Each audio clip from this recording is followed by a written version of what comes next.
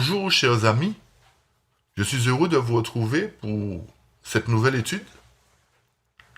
Une étude basée sur la deuxième partie d'Apocalypse chapitre 13, concernant la bête à deux cornes. Je vous invite à ouvrir vos Bibles avec moi, à prendre papier et crayon, afin que nous puissions commencer ensemble notre étude. À travers la vision que j'ai observée avec un grand intérêt, c'est-à-dire toute la vision du chapitre 13, son attention fut portée sur un autre élément frappant. Vers la fin de la seconde et dernière phase de la bête indescriptible, un autre pouvoir terrestre devait entrer en action, si l'on en croit la vision. Il est extraordinaire, chers amis, de constater la précision des symboles de par leur période bien calculée et leur ordre. La bête qui avait des cornes d'agneau qui allait grandir est un symbole incontestable d'une nation qui s'élèvera doucement jusqu'à devenir un puissant empire. Je vous invite à lire avec moi Apocalypse 13 à partir du verset 11 pour comprendre le sens de la vision. Je lis ce qui suit. Puis je vis monter de la terre une autre bête qui avait deux cornes semblables à celles d'un agneau et qui parlait comme un dragon. Elle exerçait toute l'autorité de la première bête en sa présence et elle faisait que la terre et ses habitants adoraient la première bête dont la blessure mortelle avait été guérie. Elle opérait de grands prodiges, même jusqu'à faire descendre du feu du ciel sur la terre à la vue des hommes. Et elle séduisait les habitants de la terre par les prodiges qui lui étaient donnés d'opérer en présence de la bête, disant aux habitants de la terre de faire une image à la bête qui avait la blessure de l'épée et qui vivait. Et il lui fut donné d'animer l'image de la bête, afin que l'image de la bête parlât, et qu'elle fit que tous ceux qui n'adoraient pas l'image de la bête fussent tués. Et elle fit que tous, petits et grands, riches et pauvres, libres et esclaves, reçussent une marque sur leur main droite ou sur leur front, et que personne ne put acheter ni vendre, sans avoir la marque, le nom de la bête ou le nombre de son nom. C'est ici la sagesse que celui qui a de l'intelligence calcule le nombre de la bête, car c'est un nombre d'hommes, et son nombre est 666. Une fois n'est pas coutume, nous allons commencer par la fin du chapitre. Le verset 18 nous dit que celui qui a de l'intelligence calcule le nombre de la bête, c'est un nombre d'hommes, et son nombre est 666. Beaucoup de personnes aujourd'hui ont attribué le chiffre 666 à la papauté.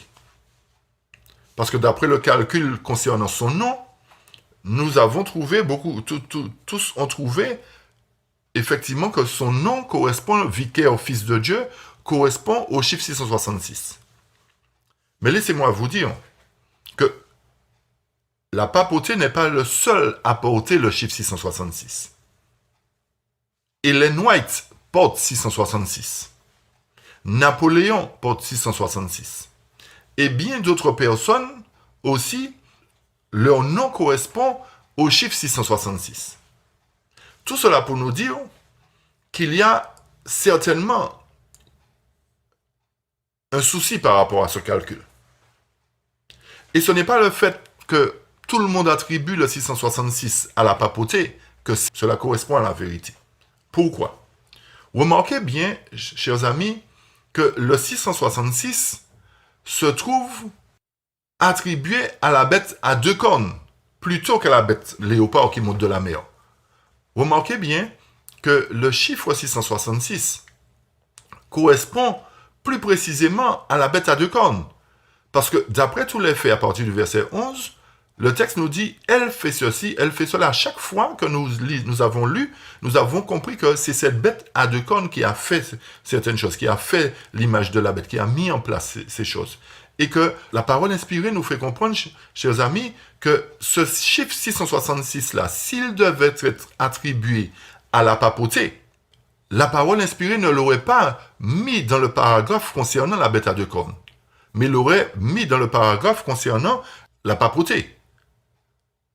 Ça, c'est un point qu'il faut relever déjà premièrement. que si ce 666 a été attribué à la papauté, on ne l'aurait pas trouvé dans le paragraphe concernant la bête à deux cornes. Cela nous montre bien que cela correspond à la bête à deux cornes et non à la papauté. Alors vous allez me dire, mais qu'est-ce que tu racontes? Parce que c'est ce qu'on nous a enseigné. Mais pour pouvoir trouver la vérité et pouvoir attester ce que je dis, nous allons consulter les pionniers.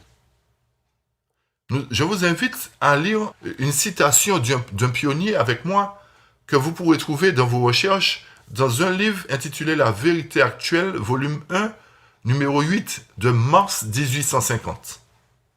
Ce pionnier, c'est un ancien qui s'appelle G.O.W. Holt. Et je lis ce qu'il a dit dans ce temps. La bête, dit l'ancien Géo, écrivant dans les premiers jours du message, ayant cette tête et d'icône, est celle à laquelle il est fait référence. Et ensuite, écoutez bien la suite. Et je pense que l'image de la bête ayant deux cornes comme un agneau qui parlait comme un dragon, son nombre est 666. Remarquez bien qu'il a fait la différence entre la bête qui a 7 têtes et 10 cornes et la bête qui avait deux cornes comme un agneau. Remarquez bien que le nombre 666, il l'a attribué à la bête à deux cornes et non pas à la bête qui a 7 têtes et 10 cornes. Ça, c'est déjà un premier fait. Et là, c'est un pionnier qui nous a parlé, qui nous a dit ça. Nous allons consulter maintenant un autre pionnier, qui était lui-même pasteur. Il s'appelait James White.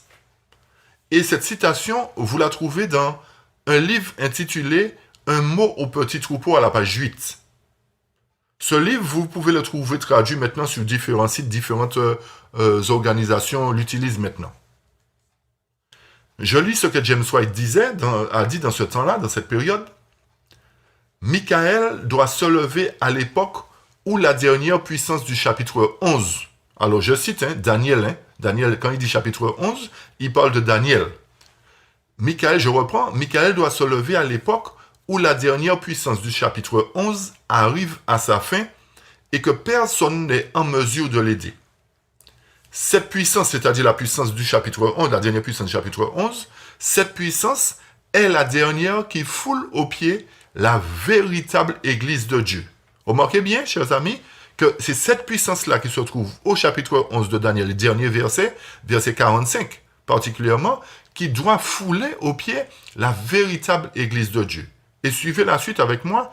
Et comme la véritable Église de Dieu est encore piétinée et rejetée par toute la chrétienté, il s'ensuit que la dernière puissance oppressive n'est pas encore arrivée à sa fin et que Michael ne s'est pas encore levé. Nous allons nous arrêter quelques instants sur ces phrases. James White nous dit qu'il y a une puissance qui doit se lever. Et cette puissance se trouve au chapitre 11 de Daniel, mais au dernier verset. Et nous savons que cette puissance-là correspond au roi du Nord. Aujourd'hui, on attribue cette puissance à la papauté. On dit que le roi du Nord, dans ce chapitre-là, correspond à la papauté. Mais nous allons voir, à travers la suite du texte, que cela n'est pas possible, parce que ce n'est pas ce que le pionnier nous a dit.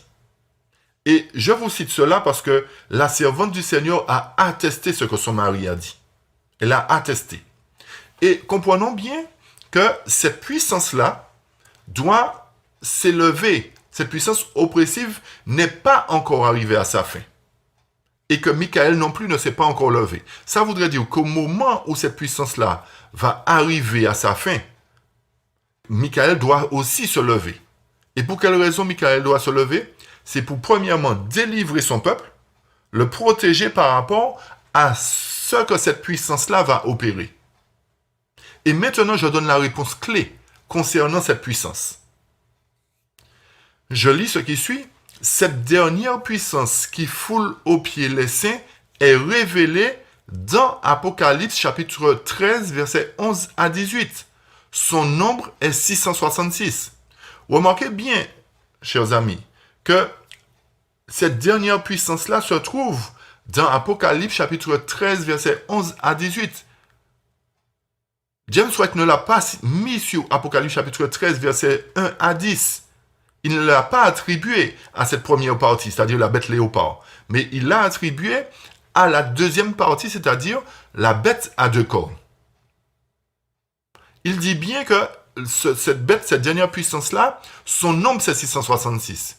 Et quand nous comprenons que la dernière puissance d'Apocalypse 13, verset 11 à 18, il a bien cité, 11 à 18, il n'a pas cité le verset 18 seulement. Il a cité 13, verset 11 à 18. Ça voudrait dire que toute cette partie du chapitre correspond effectivement à cette dernière puissance et que son nombre est effectivement 666. Maintenant, si cela ne suffisait pas, la servante du Seigneur elle-même nous apporte cette confirmation. Toujours d'un mot au petit troupeau, cette fois-ci à la page 19. Et écoutez bien ce qui suit. Je vous invite à chercher le livre, à le télécharger et à le lire et à le relire parce que il n'y a pas seulement ces vérités là-dedans, il y a d'autres points importants concernant les choses qui doivent arriver bientôt. Je lis maintenant ce que la servante du Seigneur nous dit.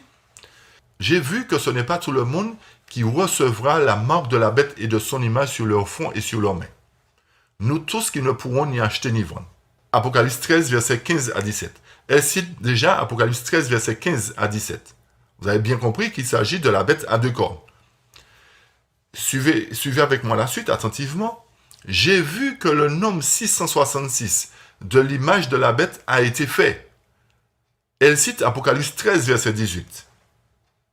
Vous voyez bien que les deux, c'est-à-dire James White, Ellen White, disons les trois, James White, Ellen White et l'ancien Géo, confirment effectivement que le 666 correspond bien à la bête à deux cornes et non à la papauté.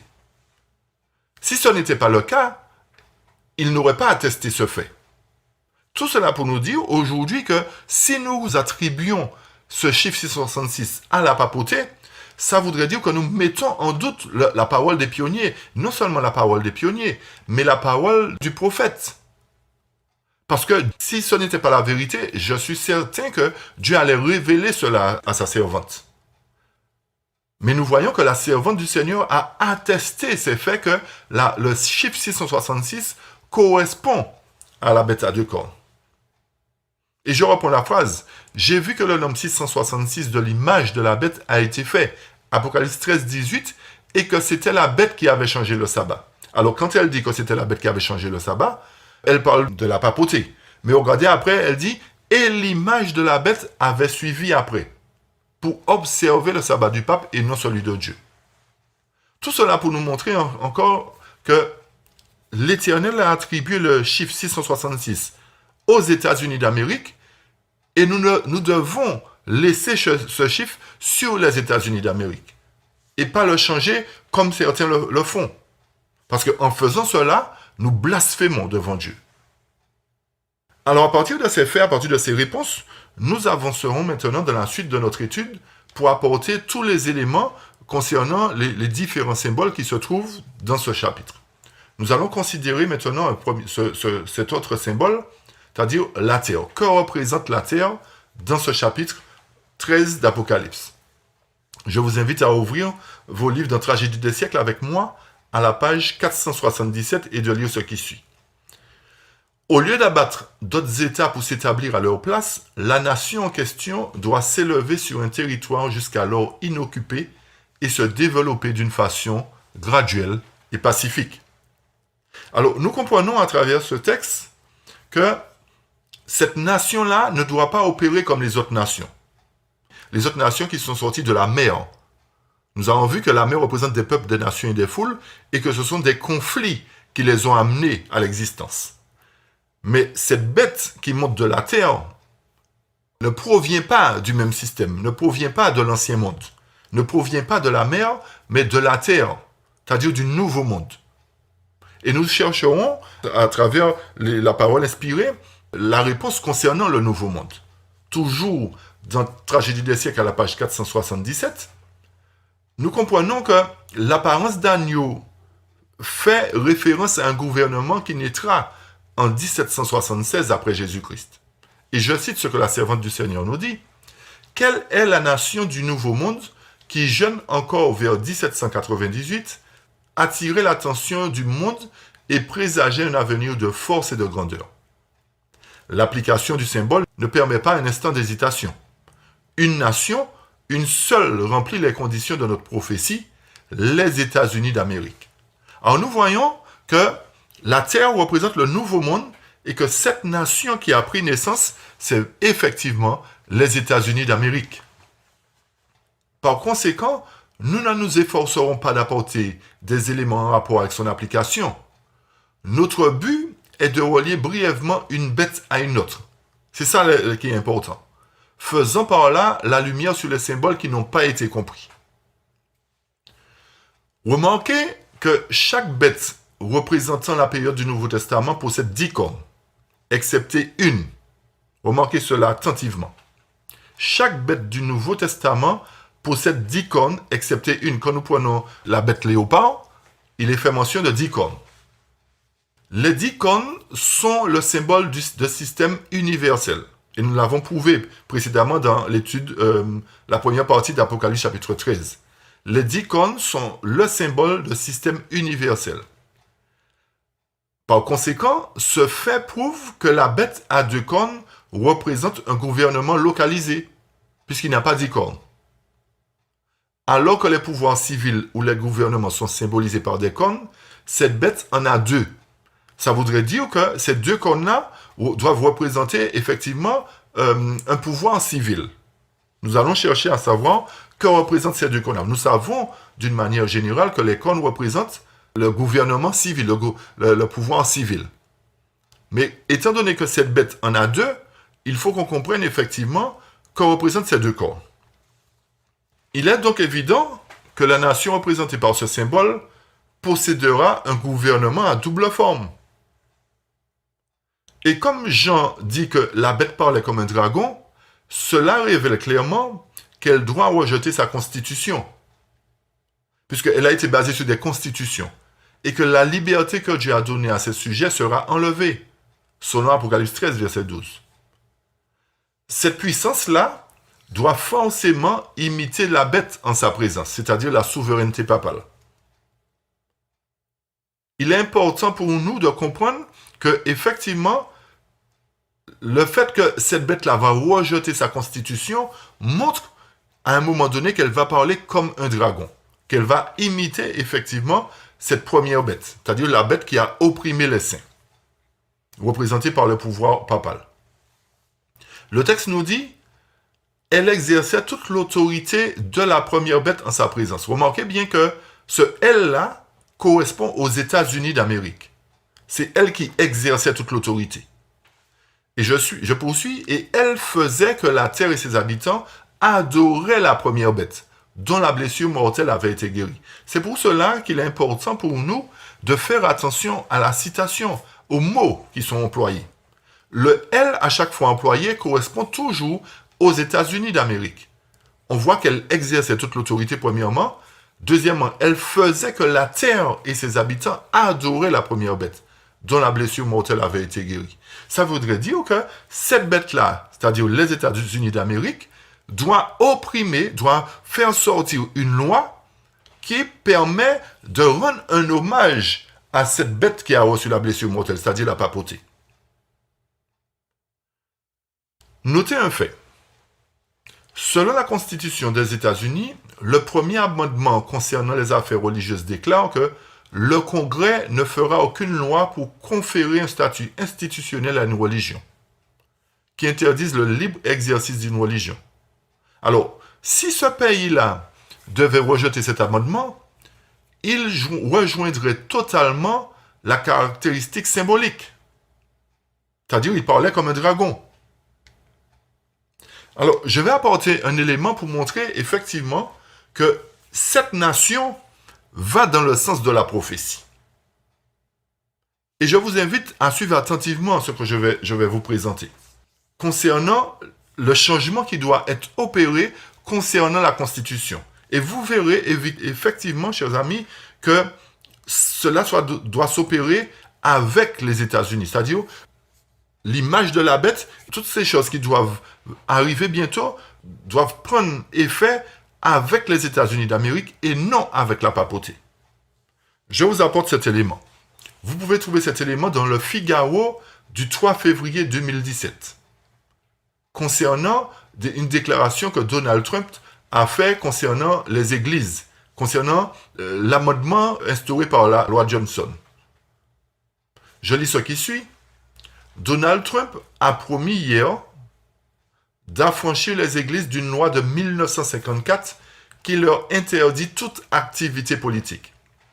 Une mesure susceptible de donner des gages aux chrétiens évangéliques qui ont contribué à son élection à la Maison-Blanche. Dans un discours à des responsables politiques, des dirigeants religieux ainsi que des invités internationaux, dont le roi Abdullah de Jordanie, Donald Trump a attaqué la disposition législative qui sépare le domaine politique et religieux instauré par l'amendement Johnson en 1954. Vous voyez déjà, chers amis, que Trump attaque la disposition législative, c'est-à-dire il attaque l'amendement Johnson. Et remarquez bien que la plupart de ses électeurs, ce sont des chrétiens évangéliques. Et ce qu'il va faire en abrogeant la loi Johnson, c'est de permettre à l'Église chrétienne évangélique de faire de la politique. On va revenir dessus tout à l'heure. Je poursuis sa déclaration. Pendant sa campagne, Trump s'est exprimé contre l'amendement, une promesse qui avait attiré le soutien des chrétiens évangéliques. La suppression de l'amendement est réclamée de longue date par les conservateurs chrétiens. Remarquez que la suppression de l'amendement est réclamée de longue date. Ça veut dire que ce n'est pas aujourd'hui que les chrétiens, les évangéliques réclament cela. Il est réclamé de longue date par les conservateurs chrétiens qui l'estiment contraire à la liberté d'expression et à la liberté de culte garantie par le premier amendement de la Constitution américaine. Le président Donald Trump et ses alliés de la droite religieuse cherchent à faire des lieux de culte de l'Amérique des comités d'action miniature. Ça, c'est le directeur du groupe Barry Lynn qui déclare cela maintenant. Je cite sa déclaration. Le président Donald Trump et ses alliés de la droite religieuse cherchent à faire des lieux de culte de l'Amérique des comités d'action politique miniature. Certains lieux de culte vont se concentrer sur le soutien à des candidats en échange d'aides financières et autres. Écoutez bien la suite de sa déclaration. Ce serait un désastre tant pour les églises que pour la politique en Amérique, poursuit-il. Tout cela pour nous dire que, effectivement, d'après la tragédie des siècles, d'après ce livre inspiré, la servante du Seigneur nous dit effectivement que les États-Unis d'Amérique vont abroger cette loi-là. Elle nous le dit. Je vous invite à lire tout le chapitre concernant cette entité, c'est-à-dire la bête à deux cornes, le chapitre « La loi est immuable ». Je vous invite à lire et à relire attentivement ce chapitre pour comprendre effectivement que c'est les États-Unis d'Amérique qui vont opérer tout ce changement, qui vont opprimer le peuple et qui vont simplement rendre un hommage à la papauté. Si on rend un hommage à quelqu'un, remarquez bien que ce n'est pas cette personne qui prépare l'hommage, mais elle attend simplement qu'on lui rende cette gloire. Et en mettant en place, en abrogeant premièrement la loi Johnson, en permettant à la religion de faire de la politique, qu'est-ce qui va s'en suivre? Remarquez au 1er siècle, qu'est-ce qui s'est passé? C'est quand le pouvoir religieux a demandé de l'aide au pouvoir civil que la persécution a commencé. Et c'est la même chose qui va se produire, mais ce sont les États-Unis qui vont produire cela. C'est pour cela qu'il est important de comprendre que le 666 correspond bien aux États-Unis parce que c'est eux qui vont mettre en place ce pouvoir persécuteur. Et la papauté, simplement, aura une gloire lui sera attribuée. Pourquoi? Parce qu'il avait déjà changé le jour. Mais le fait que les États-Unis vont dire maintenant, ce jour-là sera définitif pour toute la nation, pour tout le monde entier, et nous allons l'imposer. Parce qu'aujourd'hui, le dimanche, remarquez bien, n'est pas imposé à tout le monde. Et c'est pour cela qu'il faut que nous puissions comprendre que ce sera un hommage qui sera rendu à la papauté parce que c'est lui qui a changé ce jour-là. Et le fait que les États-Unis vont attester que ce jour-là, c'est un vrai jour d'adoration, eh bien à ce moment-là, les États-Unis parleront comme un dragon. Alors qu'on voit que c'est une nation qui est tranquille, où tout le monde peut vivre comme il veut, tout le monde fait ce qu'il veut en quelque part. Cela nous montre effectivement que la prophétie va se réaliser avec les États-Unis d'Amérique et non avec la papauté, comme beaucoup nous l'enseignent aujourd'hui. Mais simplement, j'insiste bien dessus, la papauté va simplement attendre un hommage qui lui sera rendu. Relisez attentivement, chers amis, tragédie des siècles. le chapitre La loi de Dieu est immuable. Lisez attentivement ce chapitre et vous comprendrez cela. Alors, à partir du moment où nous avons apporté tous ces éléments de réponse, nous avancerons dans notre étude pour déchiffrer les autres symboles, c'est-à-dire la corne, puisque nous avons vu que la corne représente deux systèmes civils. Nous apporterons l'élément de réponse dans Tragédie des siècles à la page 478. Je cite, « Le républicanisme et le protestantisme, devenus les principes fondamentaux de cette nation, constituent le secret de sa puissance et de sa prospérité. » Alors nous voyons bien que le fait que cette bête possède deux cornes représentent bien les républicains et les démocrates ou encore le protestantisme. Et ce sont ces deux puissances civiles qui dirigent l'Amérique aujourd'hui. Alors nous voyons bien que la prophétie nous donne suffisamment d'éclaircissement pour comprendre qu'il y a effectivement deux pouvoirs civils qui dirigent cette nation, c'est-à-dire le républicanisme et le protestantisme, ou encore les républicains et les démocrates. Alors nous avons cet élément de réponse, nous avancerons encore pour savoir que signifie le terme « parler comme un dragon ». Que signifie ce terme? Alors, nous avancerons toujours avec la tragédie des siècles, page 479, puisque c'est la référence par excellence qui nous apporte tous ces éléments concernant cette bête à deux cornes.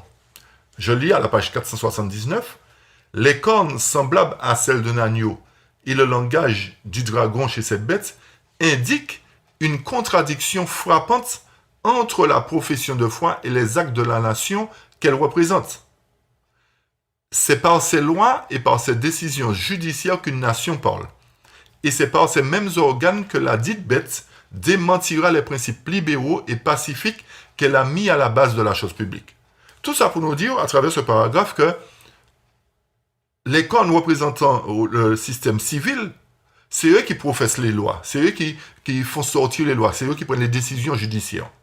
Et le texte nous dit, la parole inspirée nous dit que cette nation-là, le fait qu'elle va parler comme un dragon, montre qu'elle va démentir ses principes libéraux et pacifiques, qu'elle va changer sa constitution.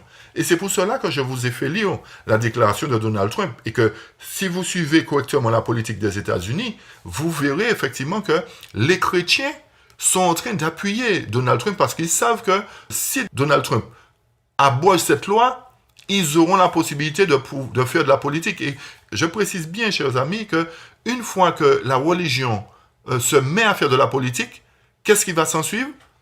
Comme dans le passé, la persécution va renaître. Et c'est ça qu'il faut suivre. C'est pour ça qu'il est important pour chacun d'entre nous de suivre ce qui se passe aux États-Unis concernant la relation évangélique et la relation civile. C'est ce qui est important de comprendre aujourd'hui, d'analyser. La prédiction disant qu'elle parlera comme un dragon et qu'elle exercera toute l'autorité de la première bête en sa présence annonce clairement l'apparition d'un esprit d'intolérance et de persécution analogue à l'esprit manifesté par les nations, représenté par le dragon et le léopard.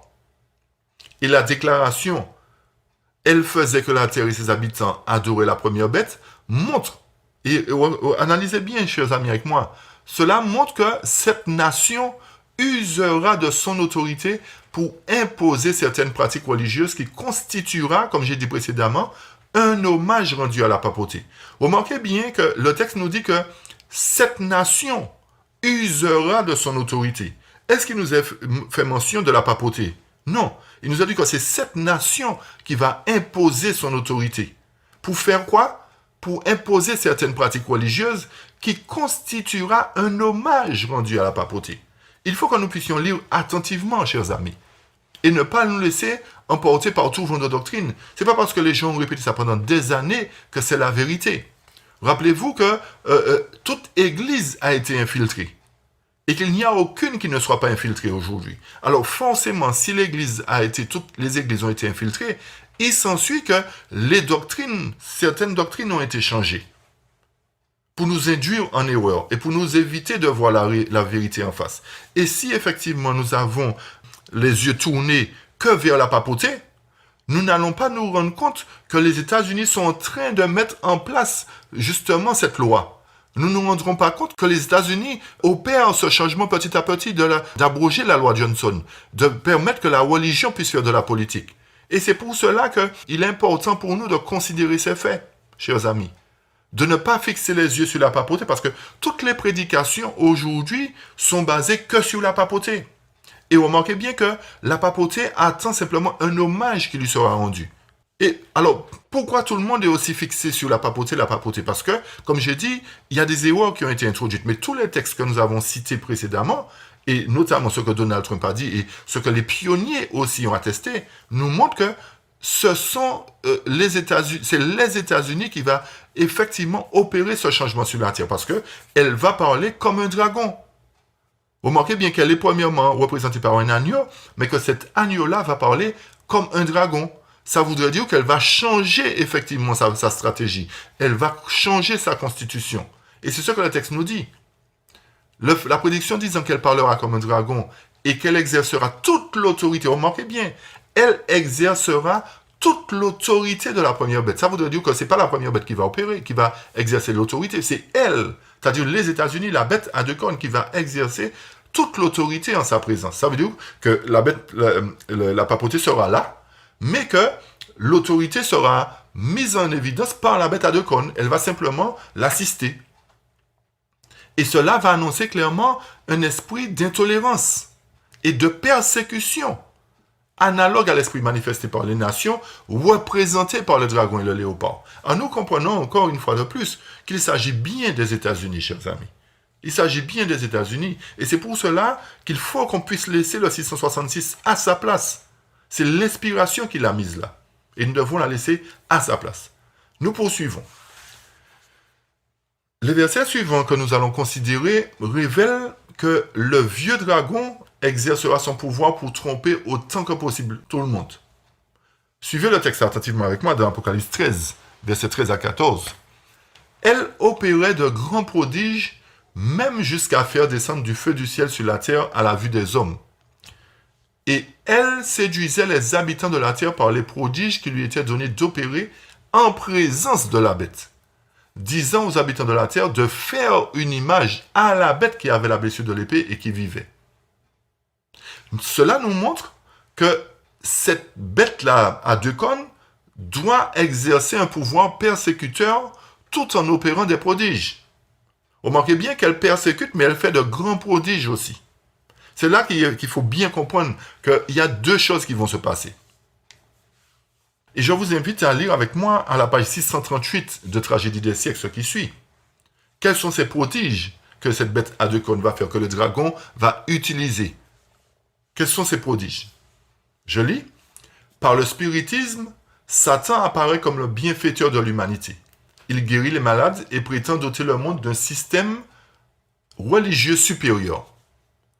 En même temps, il agit en destructeur.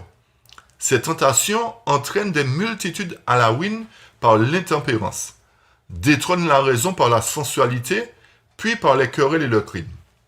Il fait ses délices de la guerre qui excitent les pires passions, puis il précipite dans l'éternité ses victimes ivres de vice et de sang. Il incite les nations à la guerre afin d'empêcher les hommes de se préparer à subsister au jour de Dieu. Alors nous voyons que le spiritisme, Satan va utiliser, le dragon va utiliser le spiritisme. Et le fait que cette nation, les États-Unis, vont faire de grands prodiges, montre effectivement qu'elle va utiliser des choses spirites.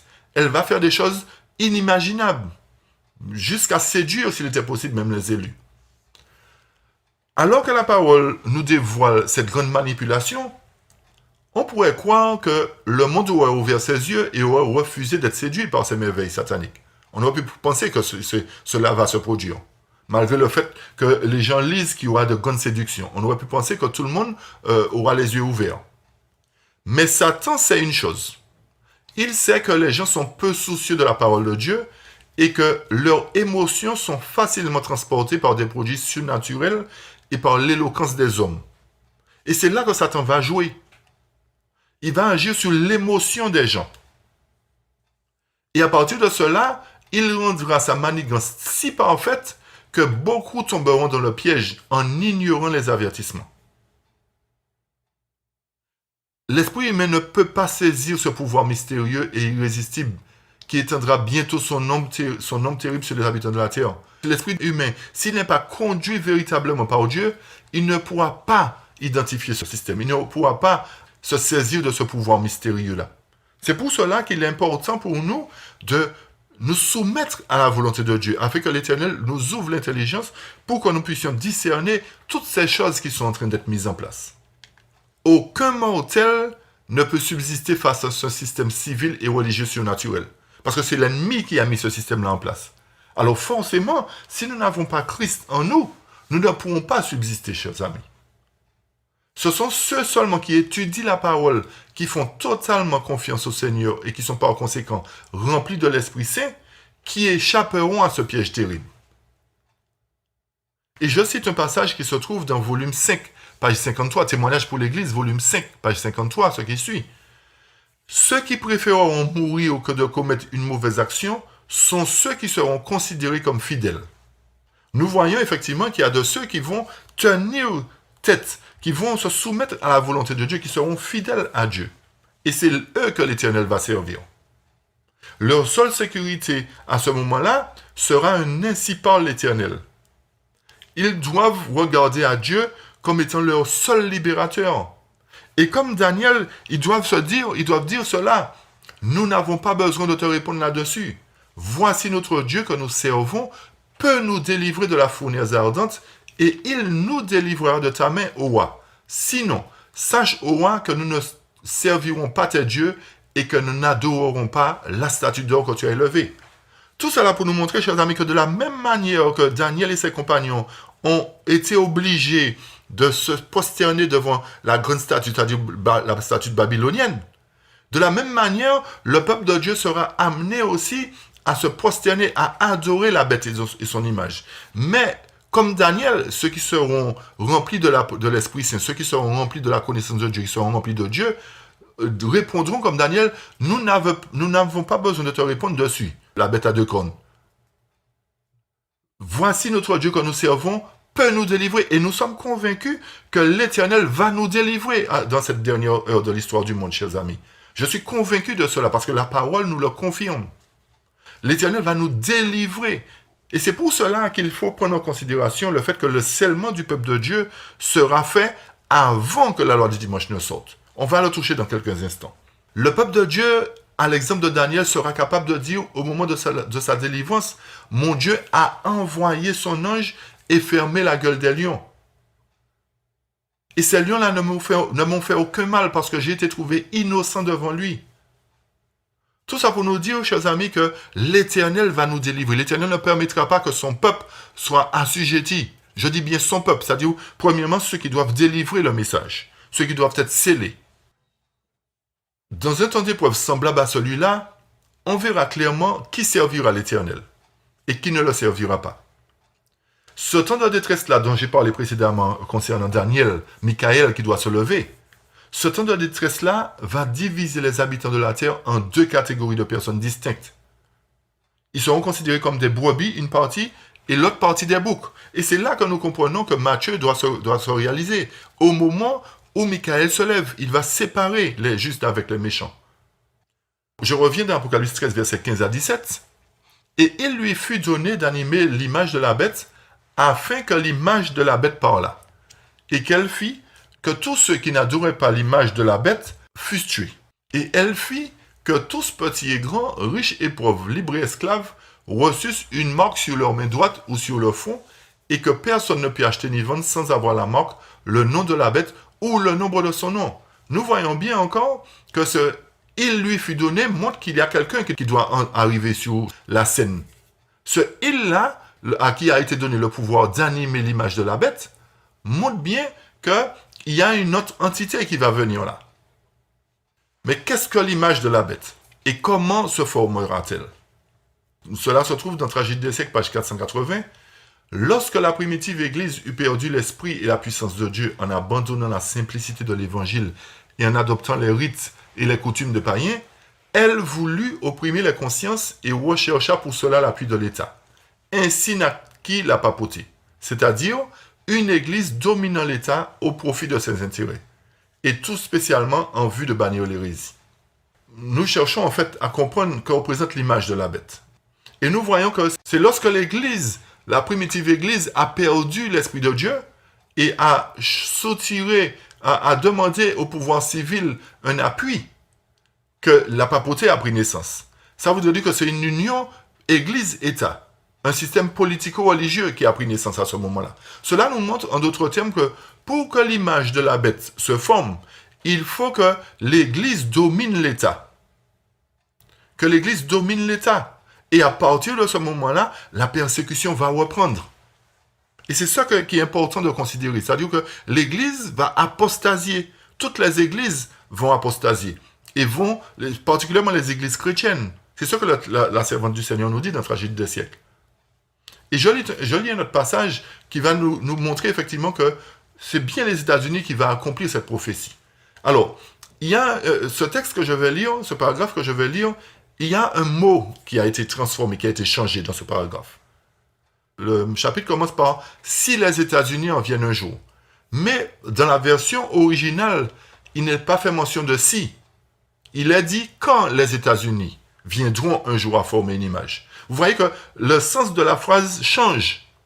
Si effectivement on considère ce « si-là », ça voudrait dire que cela peut se faire comme cela ne peut pas se faire. Ok? Mais quand on considère que c'est le mot quand qui est là, qui doit être conservé, le sens de la phrase change.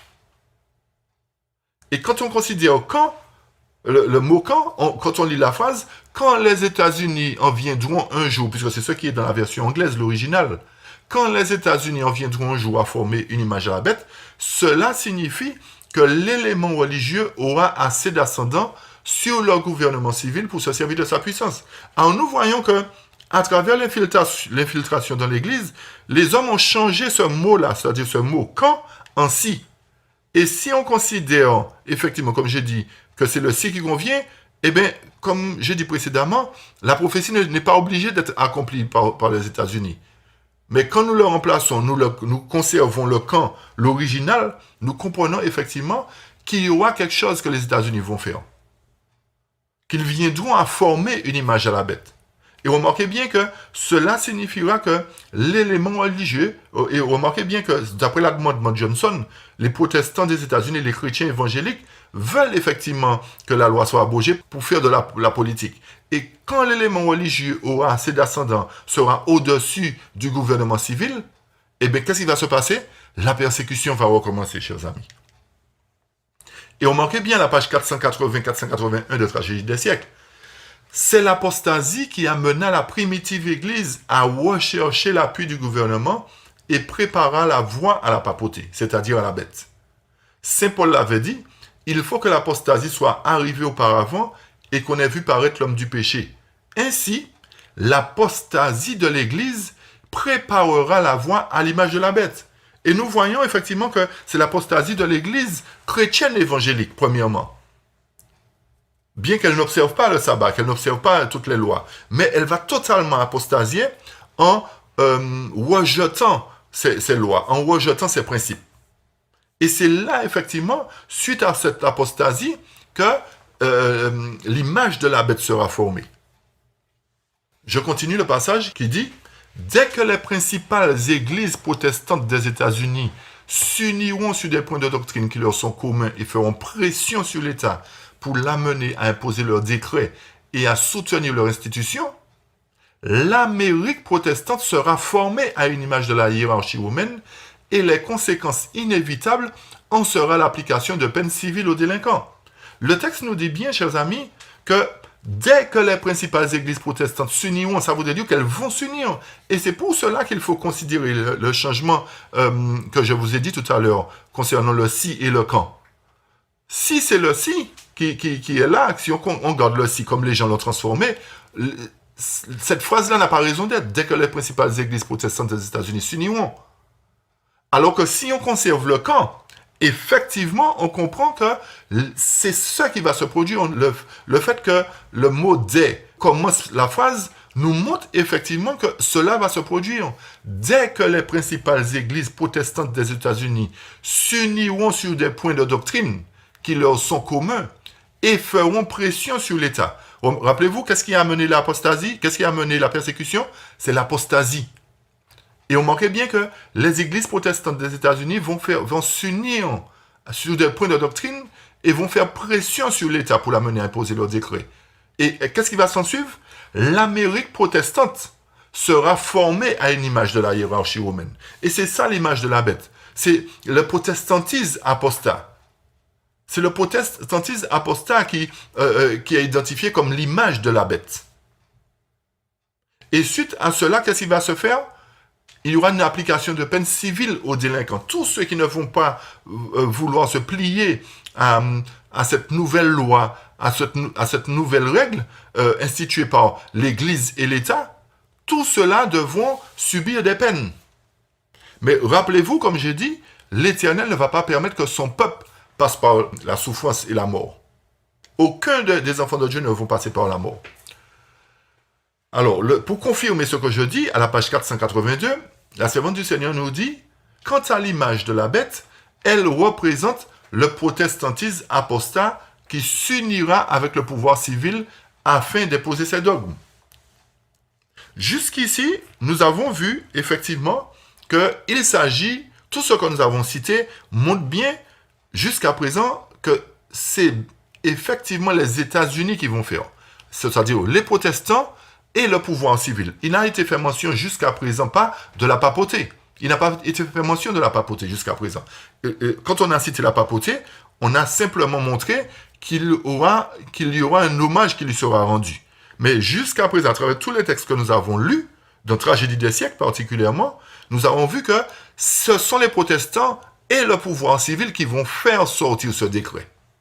Il est important pour chacun de nous de reconsidérer ce chapitre, de le lire attentivement pour bien comprendre ce qui est dit, chers amis. Alors maintenant que nous avons la réponse concernant l'image de la bête, nous avancerons pour comprendre que représente la marque de la bête. Nous savons que l'image c'est le protestantisme apostat, la marque doit représenter autre chose. La marque de quelque chose, c'est la caractéristique qui l'identifie. La caractéristique qui identifiait le système papal du Moyen-Âge fut le transfert du jour d'adoration du sabbat en dimanche. Ceci identifie l'adoration du dimanche comme étant la marque de la bête. J'espère que vous avez compris cela. La caractéristique qui identifiait le système papal du Moyen-Âge fut le transfert du jour d'adoration du sabbat en dimanche. Cela identifie l'adoration du dimanche comme étant la marque de la bête. Parce que rappelez-vous que les églises protestantes et le gouvernement civil vont demander que tout le monde observe le dimanche. Autrement dit, la marque de la bête. La marque de la bête, c'est le signe qui l'identifie. Qu'est-ce qui l'identifie? C'est le dimanche. La marque de la bête n'est pas la puce électronique, comme certains le disent, ni quoi que ce soit d'autre. La marque de la bête, c'est bien le dimanche. Parce qu'on a dit que c'est quelque chose qui identifie quelque chose. C'est quelque chose qui identifie cette dite bête ou qui caractérise le système. Et nous avons vu que le système papal a été caractérisé, a été identifié par le sabbat qu'il a changé en dimanche. Alors, comme les États-Unis vont faire quelque chose qui ressemble à cela, il s'ensuit que cette marque-là, c'est la même chose, c'est le dimanche qui sera mise en évidence. À la page 485 de Tragédie des siècles, je lis un autre paragraphe qui apporte d'autres éléments de réponse. Je cite, « Comme signe de l'autorité de l'Église catholique, ces apologistes citent le fait même du transfert du sabbat en dimanche, fait accepté par les protestants qui, en observant le dimanche, reconnaissent que l'Église a le pouvoir d'ordonner des fêtes et de les imposer sous peine de péché. Le changement du 4e commandement n'est-il donc pas nécessairement le signe ou la marque de l'autorité de l'Église catholique, en d'autres termes la marque de la bête? Alors nous avons la confirmation que la marque de la bête représente bien le changement du 4e commandement dimanche. Et le fait que les églises protestantes des États-Unis vont remettre cela en vigueur, c'est-à-dire que vont attester maintenant que cette adoration du dimanche-là doit être universelle, nous comprenons bien que la marque de la bête, représentée par le dimanche, sera obligatoire pour tout le monde. Et c'est bien ce qui sera obligatoire, c'est l'adoration. C'est pour ça que quand on parle de changement climatique, Effectivement, vous avez entendu la papauté dire qu'il faut qu'on choisisse un jour de repos, etc. Même si la papauté dit les choses, même s'il dit les choses, mais ce n'est pas lui qui va faire la chose. C'est bien les protestants et le pouvoir civil des États-Unis. Ce n'est pas la papauté, même s'il dit des choses. C'est pour cela qu'il faut porter notre attention non sur la papauté, mais sur les États-Unis. C'est eux qui vont promulguer cette loi. C'est eux qui vont la faire. Et comme j'ai dit, ce sera un hommage qui sera rendu à la papauté. Alors, il est vrai que les chrétiens de génération passée ont observé le dimanche, convaincus que c'était le jour du repos prescrit par la Bible. Mais notez bien qu'il y a actuellement dans toutes les confessions, sans excepter la communauté catholique, de vrais chrétiens qui croient honnêtement que le dimanche est d'institution divine. C'est pour ça que l'Éternel va épargner tous ces gens-là. L'Éternel va protéger ceux qui sont sincères, dans quelles que soient les dénominations, dans quelles que soient les communautés religieuses. Notamment chez les catholiques, parce qu'il y a des gens qui n'ont pas la vérité et qui croient, effectivement, comme dit la parole, que le dimanche est d'institution divine. Mais quand le message sera prêché avec puissance concernant la vérité sur le sabbat, ils verront effectivement qu'ils doivent prendre position pour la vérité maintenant et qu'ils étaient sincères mais qu'ils se sont trompés en fait. Et que l'Éternel permettra qu'ils prennent position effectivement pour cette vérité. Dieu agrée leur sincérité. Et nous lisons cela à la page 486 de Tragédie des siècles. Dieu agrée leur sincérité et leur fidélité. Mais quand l'observation du dimanche sera imposée par la loi et que le monde possédera la lumière sur le vrai jour du repos, celui qui alors rendra hommage à Rome plutôt qu'à Dieu, vous avez vu que c'est un hommage qui sera rendu à Rome, frères et sœurs, chers amis. C'est un hommage encore qui sera rendu à Rome. Celui qui alors rendra hommage à Rome, comment il va rendre hommage à Rome? En observant le dimanche. En observant le dimanche, c'est l'hommage qui sera rendu à Rome, attend simplement l'honneur qui lui sera rendu. Celui qui rendra alors hommage à Rome plutôt qu'à Dieu, adorera la bête de préférence à Dieu, adoptera le signe de l'autorité de la bête au lieu de celui de l'autorité divine. Remarquez bien, il adoptera le signe de l'autorité de la bête. C'est le dimanche. Et il obéira aux lois humaines plutôt qu'à la loi de Jéhovah. Celui-là qui obéira à la loi des hommes plutôt qu'à celle de Dieu recevra la marque de la bête. Ça voudrait dire quoi? Ça voudrait dire que pour qu'il puisse prendre position, soit pour Jéhovah, soit pour Dieu, soit pour les lois humaines, il doit avoir une prédication de l'évangile avec puissance qui doit s'opérer. Il doit avoir quelque chose qui doit se passer à ce moment-là. C'est-à-dire, il doit avoir le grand cri qui doit être opéré. Remarquez bien une chose aussi, c'est que personne n'a encore reçu la marque de la bête. Le temps d'épreuve non plus n'est pas encore arrivé. C'est-à-dire le temps de détresse dont parle Daniel. Il y a d'authentiques chrétiens dans chaque église, y compris dans l'église catholique romaine. Nul ne saurait être condamné aussi longtemps qu'il n'a pas été éclairé et qu'il n'a pas compris les obligations qui découlent du 4e commandement. Ceci est tiré du livre Évangélisé, page 214. Cela nous montre encore que personne ne sera perdu s'il ne connaît pas la vérité. Ça veut dire que chacun devra prendre position pour la vérité. Et qui dit qu'il prend position pour la vérité, ça veut dire qu'il entendra, qu'il découvrira ce qu'est la vérité. Aujourd'hui, personne ne peut identifier, parce que chaque religion dit c'est nous qui avons la vérité. Personne ne peut comprendre véritablement, dans toutes les religions, que représente véritablement cette vérité. Mais nous savons qu'au moment où Michael va se lever, ou qu'il va remplir son peuple de sa connaissance et de sa puissance, eh bien ce peuple-là ira dans le monde pour annoncer la vérité du sabbat avec puissance. Et là, il n'y aura pas que 2 ou 3 personnes qui vont être sauvées. Ce sera une grande foule que personne ne pourra compter, qui sera amenée à la véritable adoration. Une grande foule. Rappelez-vous que pour les apôtres, c'était 3000, 4000 âmes qui étaient sauvées, 5000 âmes. Mais là, au moment de cette prédication qui sera faite avec puissance, ce sera une grande foule que personne ne pourra compter. Dans le commentaire biblique sur Apocalypse chapitre 14, il est dit « La marque de la bête n'a pas encore été appliquée. L'observation du dimanche n'est pas encore la marque de la bête. Elle ne le sera pas tant que le décret qui oblige les hommes à sanctifier ce sabbat idolâtre n'est pas promulgué. » Nous voyons bien qu'il y a un décret qui doit être promulgué. Et nous avons vu que c'est seulement les États-Unis qui promulgueront ce décret. Il viendra un temps où ce jour servira d'épreuve, mais il n'est pas encore arrivé. Alors le fait que les gens observent le dimanche aujourd'hui n'est pas encore la marque de la bête. C'est quand le décret sera voté par la Constitution, sera changé déjà premièrement par la Constitution des États-Unis, que les protestants vont demander l'assistance de l'État, que le décret sera promulgué et que la marque de la bête sera en vigueur à ce moment-là. Mais là, pour le moment, la marque de la bête n'est pas encore en vigueur. Il faut que l'amendement Johnson soit abrogé totalement. Dans Évangélisé, page 214 maintenant, je lis ce qui suit.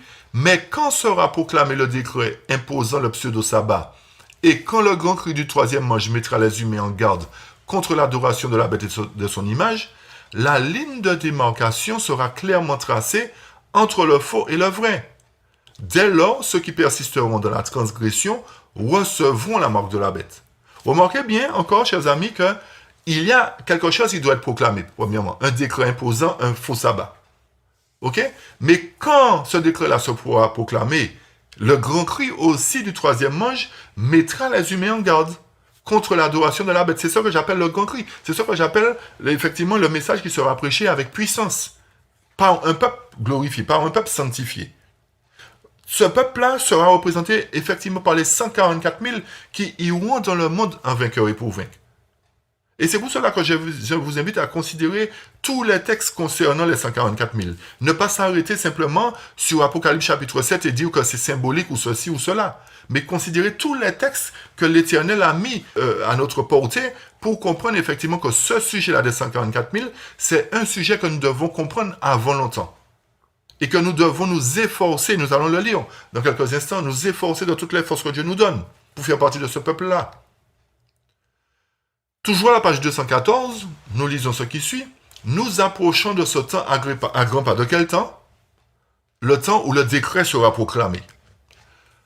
Quand les églises protestantes s'uniront avec le pouvoir civil pour prêter main forte à une religion mensongère dont les ancêtres avaient subi les plus cruelles persécutions pour s'être opposés à elle, alors le sabbat papal sera imposé avec l'appui conjugué de l'autorité de l'Église et celle de l'État. L'autorité de quelle Église, chers amis?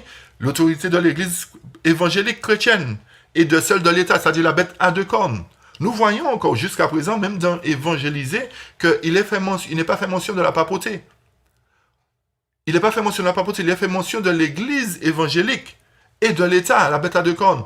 On assistera à partir de cela à une apostasie nationale qui aboutira à un désastre national. D'abord, la nation américaine sera affectée par cela. D'abord, la nation. Et ensuite, cela va s'étendre sur toute la terre, puisque nous avons vu que toute la terre devait subir cette oppression. Tout cela, chers amis, pour nous montrer que l'Éternel nous a donné suffisamment de faits pour comprendre que les choses qui vont être mises en place aujourd'hui ne sont pas mises en place par la papauté, quoi que l'on dise. Quoi que certains pensent, mais à travers tous les faits que nous avons montrés dans cette partie d'études, nous comprenons que cela sera mis en place une fois que les États-Unis vont changer leur constitution. Et une fois que les chrétiens protestants des États-Unis vont demander l'appui du pouvoir civil, que ces choses seront mises en place, que la loi du dimanche sera effectivement approuvée et qu'elle sera appliquée à tout le monde, à toute la terre entière. Nous allons mettre un terme à cette première partie d'études concernant la bête qui monte de la terre. Et je vous invite à nous rejoindre pour la seconde partie pour apporter d'autres éléments concernant ce décret qui doit être voté et quelle est l'issue du conflit pour le peuple de Dieu. Je vous remercie de votre écoute et je prie Dieu que nous puissions mettre en pratique ces commandements. Et je vous invite encore à lire attentivement tout le chapitre « La loi de Dieu est immuable » et de faire attention à chaque mot et à chaque phrase. Que l'Éternel vous bénisse et je vous attends pour la suite de cette étude concernant la bête à deux cornes dans la deuxième partie. Merci de votre attention.